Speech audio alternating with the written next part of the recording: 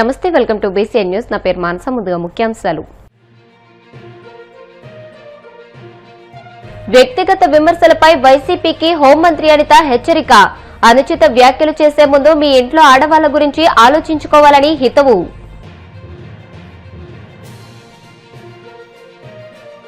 ఉమ్మడి ఉభయ గోదావరి జిల్లాలో డెల్టా ఆధునీకరణకు త్వరలోనే నిధులు కేటాయింపు. సర్వే నివేదికలు వచ్చిన వెంటనే నిధులు విడుదల చేస్తామన్న మంత్రి అచ్చెన్నాయుడు. కట్టుపాలెంలో 3 కోట్ల రూపాయలతో నిర్మించనున్న కోపనాతి కృష్ణమ్మ స్కిల్ డెవలప్మెంట్ సెంటర్ భవన నిర్మాణ పనులకు శంకుస్థాపన. శిలాఫలకాన్ని ఆవిష్కరించిన మంత్రి నిమ్మల.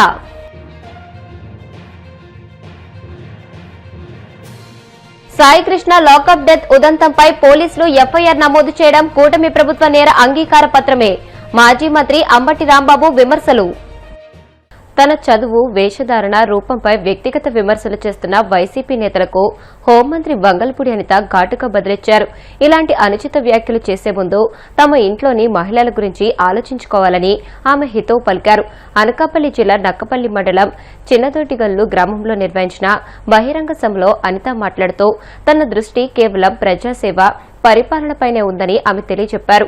రాజకీయాలకు అతీతంగా అభివృద్ది పనులు జరగాలని, గడిచిన 2 ఏళ్లలో తాను ఎలాంటి అవినీతికి తావు ఇవ్వలేదని ఆమె పేర్కొన్నారు. రాజకీయాలు కేవలం ఎన్నికల వరకే పరిమితమని, ఆ తర్వాత కేవలం సుపరిపాలనపైనే తన దృష్టి ఉంటుందని అనిత వివరించారు.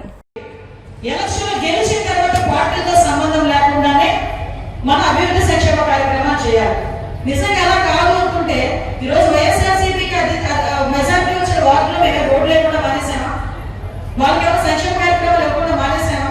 ఈరోజు సంక్షేమ కార్యక్రమాలు అనుకున్న ప్రతి ఒక్కరికి వస్తుంది. అయితే నేను ఒకటే అడుగుతున్నాను. నేను ఎక్కువ ఏం మాట్లాడి వాళ్ళు ఎవరిని విమర్శించట్లేదు. ఇక బయట ఉన్న వైఎస్ఆర్సీపీ నాయకుల గురించి కూడా మాట్లాడలేదు. ఇక్కడ ఉన్న వైఎస్ఆర్సీపీ నా అన్నదమ్ముల గురించి మాట్లాడుతున్నా. అది నా సంస్కారం. నా అన్నదమ్ములని వాళ్ళని కూడా నా అన్నదమ్ముల కింద భావించే నేను మాట్లాడుతున్నా. అన్నా, మీకు ఎప్పుడైనా ఈ 2 సంవత్సరాల కాలంలో వైఎస్ఆర్సీపీ నాయకుల మీద ఒక చిన్న అక్రమ కేసు అయినా పెట్టానా? నేను హోమ్ మినిస్టర్. నేను ఈరోజు మామూలుగా మాట్లాడాలనుకుంటే మీరు చేసే పనులు కానీ మీరు మాట్లాడే మాటలు కానీ నేను కేసులు పెట్టచ్చు. నేను ఏ రోజు కూడా ఈ నియోజకవర్గంలో అక్రమంగా ఎవరి మీద కూడా ఒక కేసు కూడా బనాయించలేదు. ఏ రోజైనా మిమ్మల్ని ఇంట్లో కూర్చోబెట్టి హౌస్ అరెస్ట్ చేసామా? ఏ రోజైనా మిమ్మల్ని అక్రమంగా తీసుకొచ్చి స్టేషన్ లో కూర్చోబెట్టామా? ఏ రోజైనా మిమ్మల్ని అక్కడ మీరు చేస్తున్న వ్యాపారాలని మా వాళ్ళు ఎవరైనా వచ్చి మిమ్మల్ని అడ్డుకున్నారా? ఎవరు నీతిగా నిజాయితీగా చేసుకుంటే చేసుకోండి అని చెప్పే వదిలేమే. ఈ రోజు నా గురించి మాట్లాడేటప్పుడు దయచేసి నీ ఇంట్లో ఆడబిడ్డ గురించి మాట్లాడేటప్పుడు మాట్లాడితే ఎలా రియాక్ట్ అవుతారో అలా రియాక్ట్ అవ్వండి. మనం ఏదైనా రాజకీయాలు ఉంటే వేరే ప్లాట్ఫామ్స్ గురించి తీసుకుందాం తప్పించి నా చదువు గురించి, నా ఉద్యోగం గురించి, నా పట్టు గురించి, నా బొట్టు గురించి మాట్లాడేటప్పుడు వాళ్ళెవరికి విజ్ఞత ఉందా లేదా అని అనుకోవాలి. కానీ పాయకరావుపేట నియోజకవర్గంలో వైఎస్ఆర్సీపీ నాయకులందరికీ కూడా విజ్ఞత ఉంది అని నేను ఇంతవరకు భావించాను. ఆ విజ్ఞత గుర్తు చేద్దామని నేను కూడా చెప్తున్నాను. నేను సైద్ధాంతికంగా ఏమైనా తప్పు చేశానా? నా ప్రొఫెషన్ లో ఏమైనా తప్పు చేశానా? నేనేమైనా అవినీతి చేశానా? మాట్లాడండి, నేను పాతా. దీనికి కూడా నేను పాఠం అన్నట్లే నేను విజ్ఞత వదిలేస్తున్నా. ఇది నా ఆడబిడ్డకి తెలియాలి కాబట్టి స్టేజ్ మీద నా నియోజకవర్గ ప్రజలకి మాత్రమే చెప్తాను. స్టేట్ లెవెల్లో కూర్చొని మాట్లాడాల్సింది వేరే ఉంది, అప్పుడు మాట్లాడతా. ఈ రోజు ఇక్కడ ఇంతమంది ఆడబిడ్డలు ఉన్నారంటే మీరందరూ నీళ్ళేసి మొహం సొక్కలే పడుకుంటామా? పౌడర్ రాసుకుంటామా? పౌడర్ ముందు ఏ మాయిశ్చరైజర్ రాసుకుంటాం. ఈ మధ్య సన్స్క్రీన్ అనేది రాసుకుంటారు, పౌడర్ రాసుకుంటారు, బొట్టు పెట్టుకుంటారు, కాటన్ పెట్టుకుంటారు. ఇవన్నీ మామూలు చేసేదే కదండి. అవునా కదా చెప్పడము? ఈరోజు చంటి బిడ్డ పుడుతుంది, పుట్టిన తర్వాత చక్కగా స్నానం చేస్తాము, నలుగు బిడ్డ స్నానం చేస్తాము, చక్కగా అమ్మాయి పౌడర్ రాసి చిన్న బొట్టు పెట్టి చిన్న బొట్టు చుట్ట పెట్టి నా బంగారం దృష్టి తీసుకొని మురిసిపోతాం. అది కూడా మేకప్లేనా? నేను ఎప్పుడు బాధపడి ఇలాంటి విషయాలు ఇలాంటివన్నీ విని విని విని రాజకీయాల్లోకి వచ్చి ఈ రోజు ఈ పొజిషన్ లో కూర్చున్నా. ఇంకా పడతా. ప్రాబ్లం ఏం లేదు. ఎవరి గురించి అంటే ఈ రాష్ట్ర ప్రజల గురించి, నా పాయకరావుపేట నియోజకవర్గ ప్రజల గురించి ఎన్ని అవమానాలు పడ్డానికైనా సిద్ధంగా ఉన్నాను. కానీ ఒక్క రోజు కూడా బ్యాక్ స్టెప్ నేను వేయను. నేను ఎలాంటిదానంటే నాకులాగే ఉండాలి అనుకుంటా జనాలందరూ.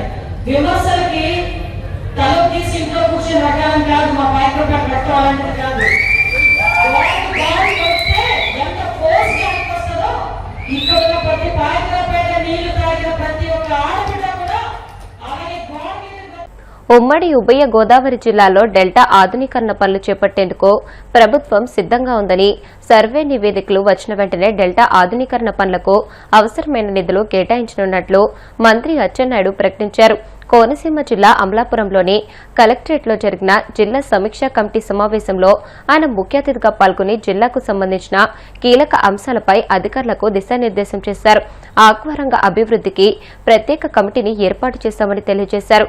జిల్లాలో విద్యుత్ సమస్యల పరిష్కారానికి కోనసీమ జిల్లాలో బ్లాక్ సాయిల్ వల్ల రహదారులు దెబ్బతింటున్నాయని, వీటిని శాశ్వత ప్రాతిపదికన సీసీ రోడ్లుగా అభివృద్ధి చేస్తామని, విద్యుత్ సమస్యలపై సీఎండీతో చర్చించి లో వోల్టేజ్ సమస్యలను పరిష్కరిస్తామని హామీ ఇచ్చారు. అమలాపురం జిల్లా అభివృద్ధి సంక్షేమ మండలి సమావేశాన్ని జరుపుకున్నాం. ఏదైతే ఈ సీజన్లో అవసరమైనటువంటిది, రేపు వ్యవసాయం ఖరీఫ్ సీజన్ వస్తుంది. ఖరీఫ్ సీజన్కి ప్రధానమైనటువంటిది సాగునీరు. మొన్ననే సాగునీరు విడిచిపెట్టాం. 15 సంవత్సరాల తర్వాత ఫస్ట్ టైం ఓఎన్ఎం కింద ఒక్కొక్క కాన్స్టిట్యున్సీకి 3.5 కోట్ల రూపాయలు ఇచ్చి, గత సంవత్సరం చాలా కాలువలకి నీరు రాకపోతే ఈ సంవత్సరం ఆ కాలువలన్నీ టెంపరీ మరమ్మతులన్నీ కూడా చేసి ఈ సంవత్సరం ఖరీఫ్కి ఇబ్బంది లేకుండా నీటి సదుపాయం అంతా సమకూర్చగలిగాం. ఈ జిల్లాకి ప్రధానమైనటువంటి సమస్య గోదావరి ఏదైతే మనకి కాలువలు ఉన్నాయో పూర్తిగా పూడిపడిపోయాయి. ఇది చేయాలంటే చిన్న విషయం కాదు. నేను గతంలో కూడా చెప్పాను. ఒక సర్వే సంస్థకి బాధ్యతలు అప్పచెప్పాం. ఇప్పటికే సర్వే 80% పూర్తి చేశారు. డీటెయిల్ సర్వే రిపోర్ట్ వచ్చిన తర్వాత తూర్పు పశ్చిమ గోదావరి జిల్లాలకి గోదావరి డెల్టా కాలువలన్నింటినీ ఆధునీకరించడానికి ఎంత డబ్బులు అవసరమైనా సరే ఒక ప్రాజెక్టుగా తీసుకొని శాశ్వత పరిష్కారానికి కూడా ఈ ప్రభుత్వం చర్యలు తీసుకోవడానికి ప్రయత్నాలన్నీ కూడా చేస్తున్నాం. రెండవది వ్యవసాయానికి అవసరమైనటువంటి విత్తనాలన్నీ ఇప్పటికే సబ్సిడీ మీద అందుబాటులో ఉన్నాయి, అందరూ తీసుకుంటున్నారు. ఇక ఎరువులు అనేవి విపరీతంగా వాడుతున్నారు. అందులో యూరియా అంటే లెక్కలేని విధంగా, లెక్కాపత్రం లేని విధంగా విపరీతంగా వాడుతున్నారు. దీనివల్ల అనేక సమస్యలు వస్తున్నాయి. భూమి సారవంతం కోల్పోతుంది. 2 క్యాన్సర్ వ్యాధులు విపరీతంగా వస్తున్నాయి. గత సంవత్సరం కూడా ఒక విధానం లేకపోవడం వల్ల మొత్తం యూరియా అంతా డైవర్ట్ అయిపోవడం, ఏదైతే వ్యవసాయానికి కాకుండా వ్యవసాయేతర అవసరాలకు కూడా డైవర్ట్ అయిపోయింది. అందుకే కేంద్ర ప్రభుత్వం ఈసారి యూరియాని ఒక సిస్టమేటిక్గా సప్లై చేయాలని చెప్పి ఒక యాప్ కేంద్ర ప్రభుత్వం రిలీజ్ చేసింది. అది ఈ జిల్లా కాకపోయినా ఈ రాష్ట్రంలో 2 జిల్లాలని మోడల్గా ఎంపిక చేసుకొని చేస్తున్నారు. ఒకటి మన పక్కన ఉన్నటువంటి కాకినాడ జిల్లా, రెండవది కృష్ణా జిల్లాలో కేంద్ర ప్రభుత్వం ఇచ్చినటువంటి యాప్లో యూరియా ఇస్తున్నారు. ఒక అడుగు ఆంధ్రప్రదేశ్ ప్రభుత్వం కూడా ముందుకేసి మనం ఒక యాప్ తయారు చేసుకుని సీఎం యాప్లో మిగతా జిల్లాలంతా కూడా యాప్లో యూరియా ఇచ్చే కార్యక్రమానికి శ్రీకారం చుట్టాం. 25 రోజులైంది ఈ కార్యక్రమం జరుగుతుంది. ఇది కొత్త కార్యక్రమం. అక్కడక్కడ చిన్న చిన్న సమస్యలు వస్తున్నాయి. నేను రైతాంగాన్ని అందరికీ ఒకటే కోరుతున్నాను, మీరు గతంలో లాగా ఎక్కువ యూరియా వాడితే చాలా సమస్యలు వస్తాయి. ఈరోజు వ్యవసాయ సైంటిస్టులు, ఆచార్య ఎన్జీ రంగా విశ్వవిద్యాలయంలో యొక్క శాస్త్రవేత్తలు ఒక సీజన్కి వరి వ్యవసాయానికి ఎంత యూరియా వేయాలి, ఎంత డిఏపి వేయాలని స్పష్టంగా ఆదేశాలు ఇచ్చారు. ఆ ప్రాప్తికి ఏదైతే కౌలు రైతులు కూడా చేస్తున్నారు, ఇటువంటి సమస్యలు వస్తే ఇమీడియట్గా టెక్నికల్ టీంకు పంపించి ఏ ఒక్కరికి ఇబ్బంది లేకుండా ఎరువులు ఇచ్చే కార్యక్రమం తీసుకున్నాం. దయ ఉంచి రైతులందరూ సహకరిస్తే ఈ విధానం అమలు జరిగితే రేపు భవిష్యత్తులో ఎరువుల సమస్య కూడా ఉండదు. దాని మీద కూడా స్పష్టంగా ఆదేశాలు ఇచ్చి ఈరోజు ముందుకెళ్ళామని ఈ సందర్భంగా తెలియజేస్తున్నాను. స్థానిక సంస్థల్లో బీసీల 34% రిజర్వేషన్ను 10% తగ్గించిన జగన్ బీసీలకు తీరని ద్రోహం చేశారని మంత్రి నిమ్మల రామానాయుడు విమర్శించారు. పశ్చిమ గోదావరి జిల్లా యలమంచిలి మండలం కట్టుపాలెంలో 3 కోట్ల రూపాయలతో నిర్మించనున్న కొప్పనాతి కృష్ణమ్మ స్కిల్ డెవలప్మెంట్ సెంటర్ భవన నిర్మాణ పనులకు ఆయన శంకుస్థాపన చేసి శిలాఫలకాన్ని ఆవిష్కరించారు. దేశంలోనే ప్రప్రథమంగా బీసీలకు ఎన్టీఆర్ రిజర్వేషన్లు కల్పించారని, తర్వాత వచ్చిన చాలా మంది ముఖ్యమంత్రులు రిజర్వేషన్లు కొనసాగిస్తే జగన్ మాత్రం ద్రోహం చేశారని విమర్శించారు. బీసీలకు రాజకీయ ప్రాధాన్యత కల్పించిన పార్టీ తెలుగుదేశం పార్టీ అని అన్నారు. పాలకులలో గౌడ, శెట్టిబలిజ కళ్యాణ మండపానికి గతంలో 1.5 కోట్లు, ప్రస్తుతం 3 కోట్లతో నిర్మాణ పనులు చేపట్టామని అన్నారు. స్కిల్ డెవలప్మెంట్ సెంటర్ కళ్యాణ మండపం శంకుస్థాపన. బీసీ అంటే తెలుగుదేశం, తెలుగుదేశం అంటే బీసీ. ఈరోజు కూడా కూటమి ప్రభుత్వం అధికారంలోకి వచ్చిన తర్వాత ఆ బడుగు బలహీన వర్గాలకు అత్యధికమైనటువంటి ప్రాధాన్యత ఈరోజు తెలుగుదేశం, జనసేన, బీజేపీ అందిస్తుంది. అందులో కూడా ముఖ్యంగా ఈరోజు మన పాలకొల్లు నియోజకవర్గంలో కూడా ఈరోజు అనే కాదు, ఆ రోజు 2014 నుండి ఈ రోజు వరకు కూడా బీసీలకు అత్యున్నతమైనటువంటి ప్రాధాన్యతనిస్తూ అందులో భాగంగానే ఎప్పటి నుంచో కలగా ఈ నియోజకవర్గంలో మిగిలిపోయినటువంటి గౌడ శెట్టిబలిజ భవనానికి ఆ రోజు 14-19లో 1,50,00,000 రూపాయలు ఇచ్చాం.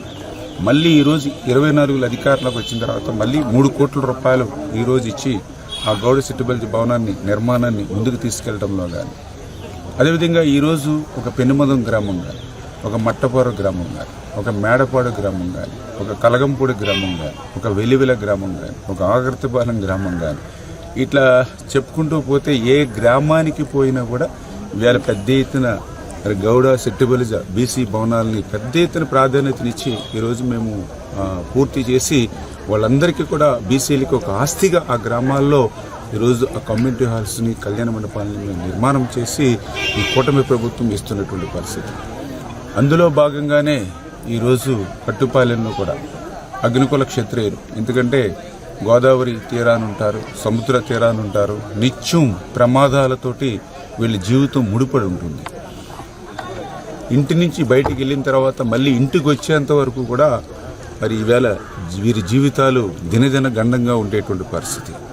అటువంటి అగ్నికుల క్షత్రియులు గత ప్రభుత్వంలో వరదలు గురైనటువంటి పరిస్థితుల్లో ఆ రోజు ప్రతిపక్షంలో ఉన్నటువంటి నాయకుడు చంద్రబాబు నాయుడు గారు స్వయంగా ఆ రోజు దొడ్డిపట్ల, అబ్రాజిపాలెం, గంగడపాలెం, లక్ష్మీపాలెం, మోకాల్లోతు బురదలో ఆయన ఆ గోదావరి వరద ప్రాంతాలని ఆ రోజు చూసి ఆ యొక్క అగ్నికుల క్షత్రియుల కష్టాలను కూడా దగ్గర నుండి చూసి, నేను కూడా అధికారంలోకి వచ్చిన తర్వాత అవన్నీ గుర్తు చేసి ఆ యొక్క అగ్నికుల క్షత్రియులకు కూడా ఒక 3 కోట్ల రూపాయలు పెట్టి ఒక స్కిల్ డెవలప్మెంట్ సెంటర్ ఏదైతే నిర్మాణం చేసేస్తామని ఏదైతే మాట ఇచ్చామో ఆ మాటను నిలబెట్టుకుని 3 కోట్ల రూపాయలు నిధులు చంద్రబాబు నాయుడు గారి చేత మంజూరు చేయించి ఈరోజు ఈ యొక్క కట్టుపాలెంలో దీన్ని ఈరోజు శంకుస్థాపన చేసుకోవడం జరిగింది.